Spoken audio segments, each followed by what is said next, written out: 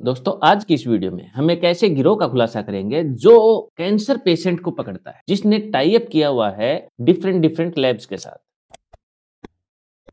अब जब भी कोई कस्टमर, कोई क्लाइंट, कोई बंदा हॉस्पिटल में जाता है अपनी बीमारी को लेके, तो ब्लड सैंपल के लिए हम लैब में भेजते हैं। तो लैब वाले जिसको भी कैंसर डिटेक्ट हो जाता है या कोई ऐसी गंभीर बीमारी डिटेक्ट हो जाती है जिससे उसको निकट भविष्य में सर्वाइव करना उसके लिए पॉसिबल नहीं है, तो वो लैब वाले उनका डाटा जो गिरोह बना हुआ है उसके साथ शेयर करते। अब जो गिरोह है इसमें 3-4 वकील हैं और जो वकील हैं उन्होंने कोई एनजीओ टाइप से कोई संस्था पकड़ रखी है।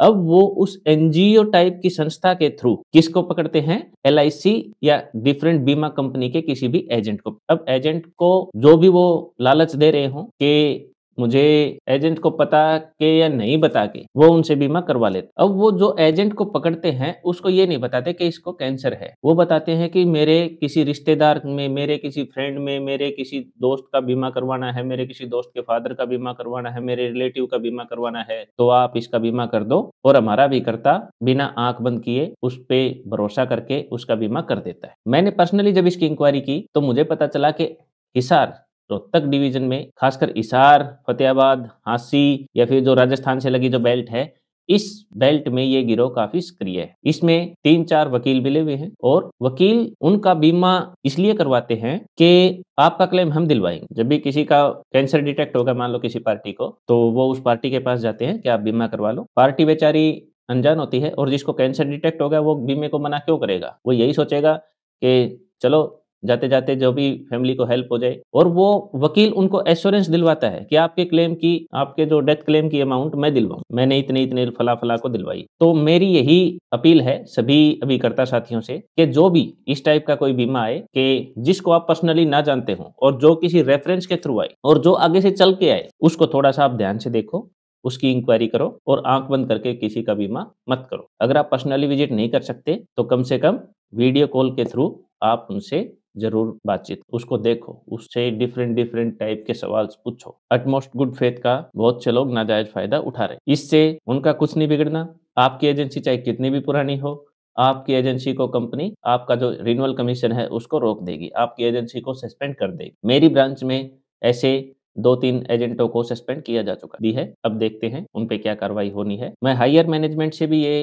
अपील करूँगा कि ऐसे लोगों के खिलाफ सख्त से सख्त कार्रवाई की जाए और ताकि आगे से ऐसे फ्रॉड होने से बच सके। ये सिर्फ आज की बात नहीं है। जो गिरोह है, जब तक उस पे कोई कानूनी कार्रवाई नहीं की जाएगी, जब तक उनको ये सजा नहीं दी जाएगी, तब तक वो चुप नहीं बैठेंगे और निकट भविष्य में भी ऐसे ही केस आते रहेंगे। आज इस ब्रांच में आए हैं, कल दूसरी ब्रांच में आएंगे, फिर तीसरी ब्रांच में आएंगे। ऐसे वो एजेंटों को पकड़ते रहेंगे। आज हिसार, हांसी, फतेहाबाद इस बेल्ट में पकड़। मैंने अपनी रिपोर्ट हायर ऑफिसर्स को सौंप दी है। अब देखते हैं वो इस पे क्या प्रतिक्रिया देते हैं और क्या एक्शन लेते हैं उनके खिलाफ। अगर इनको अब नहीं रोका गया तो निकट भविष्य में ये कॉरपोरेशन या किसी भी संस्था के, कोई भी कंपनी के लिए बहुत ही खतरनाक साबित हो सकते हैं, क्योंकि उनका तो मेन मोटिव यही है, किसी भी भोले-भाले एजेंट को पकड़ो और उससे पॉलिसी करा। अब एजेंट सिर्फ एक पॉलिसी के लालच में आके वो पॉलिसी कर बैठते हैं। तो मेरी आप सभी से ये एक बार फिर से रिक्वेस्ट है कि जो भी रेफरेंस से जो भी बीमा आए, उसको थोड़ा-सा, जिसको आप पर्सनली ना जानते हो, उस पे थोड़ा-सा एक्स्ट्रा ध्यान दो, उससे पर्सनली मिलो,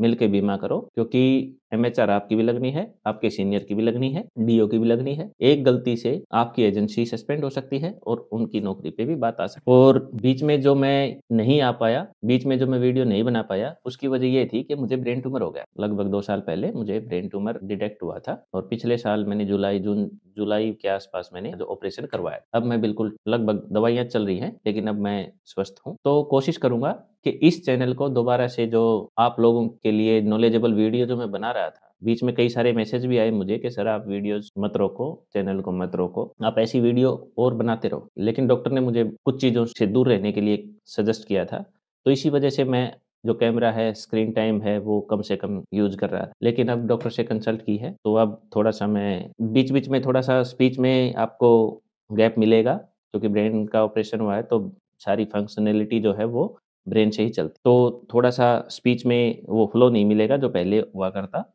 तो उसको आप थोड़ा-सा माइंड मत करना। और मैं कोशिश करूँगा कि अब ऐसी ही वीडियो बनाता रहूँ, जो आपकी लाइफ़ में कुछ वैल्यू ऐड करें, आपकी लाइफ़ में कुछ वैल्यू ऐड करें, आपकी इनकम में कुछ बढ़ोतरी कर सकें। ऐसी ही वीडियो आपकी, चाहे वो नॉलेज में कोई बढ़ोतरी हो, चाहे वो कोई ऐसी बात हो, कोई ऐसी स्कीम हो, कोई ऐसी चीज़ हो, जिससे आपकी कमाई में बढ़ोतरी हो सके, आपकी नॉलेज में बढ़ोतरी हो सके, आपकी लाइफ़ में कोई वैल्यू ऐड हो सके, आपके जीवन को और बेहतर बनाई जा सके, ऐसी ही वीडियो मैं आपके सामने लाता रहूँगा। तो उम्मीद करता हूँ कि आज की इस वीडियो में जो बात बताई गई है, उसको आप ध्यान रखोगे, उसको आप तो ठीक है दोस्तों, बाय, टेक केयर।